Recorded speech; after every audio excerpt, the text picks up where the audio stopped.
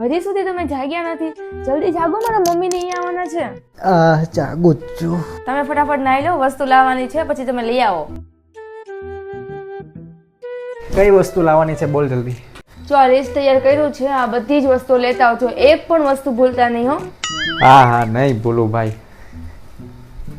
અને હા સાંભળો, હજી હું છે પણ આ તારે કેટલું બાકી રહી જાય દર વખતે આ તો તારા મમ્મી ને ત્યાં કઈ નવી નવાઈ આવતા નથી કે 5-6 મહિના આવતા હોય. આ બબે 3-3 દી આવ્યા કરે ને તું બબે 3-3 દી આવા લિસ્ટ તો પકડાઈ દે મને.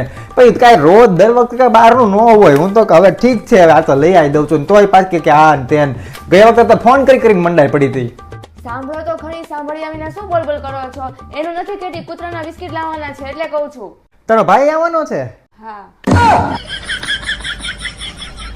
તમને તો મારા ઘરવાળા ગમતા જ નથી કા? અને પોતાના ઘરવાળા આવ્યા હોય તો સમોસા લઈ આવશે, ગુલાબજાંબુ લઈ આવશે, રસગુલ્લા લઈ આવશે, એટલે આટલું બધું પાછા એની વાહ ફર્યા રાખશે અને પાછા બાકી રહી જાય તો એને ફરવા લઈ જશે અને પાછા મારા ભાઈને કૂતરો કહો છો? આવા જ તમારા ભાઈ બેન ને. અલા ભાઈ મસ્તીમાં બોલ્યો હું. હમણાં હું 2-3 દિવસ પહેલા તારી બેન આવી હતી તો હું કેટલી બધી વસ્તુ લાવ્યો હતો. શાળો આવે છે તો શું નખરા સૂજે છે તમને?